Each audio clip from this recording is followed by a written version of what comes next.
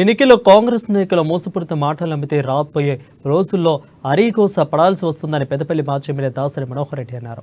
ఇక పెద్దపల్లి మండలంలోని పలు గ్రామాల్లో బీఆర్ఎస్ ఎంపీ అభ్యర్థి కొప్పుల ఈశ్వర్ గెలుపు కోసం పార్లమెంట్ ఎన్నికల ప్రచారం నిర్వహించారు. గ్రామాల్లో మహాత్మాగాంధీ గ్రామీణ ఉపాధి హామీ పథకం పనులు చేస్తున్న కూలీల వద్దకు వెళ్లి ఈశ్వర్ను గెలిపించాలని విజ్ఞప్తి చేశారు.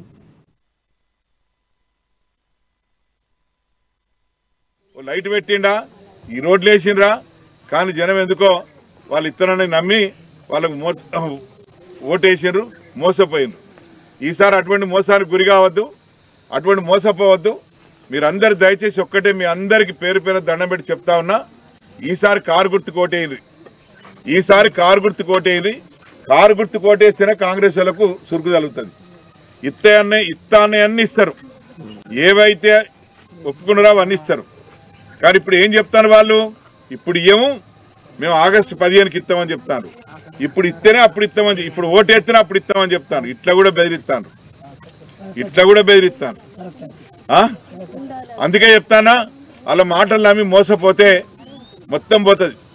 ఒక్క రూపాయి ఇచ్చేయలేదు, వాళ్ళు ఏం చెయ్యరు. ఆఖరికి రోజు ఏం చెప్తారు, మేము చేయలేని పరిస్థితిలో ఉన్నాం, మా ప్రభుత్వం దగ్గర పైసలు లేవు, మేము ఇచ్చే పరిస్థితులు లేవని చెప్పి దండం పెడతారు. అయిపోయిందా మన పని? అయిపోయిందా?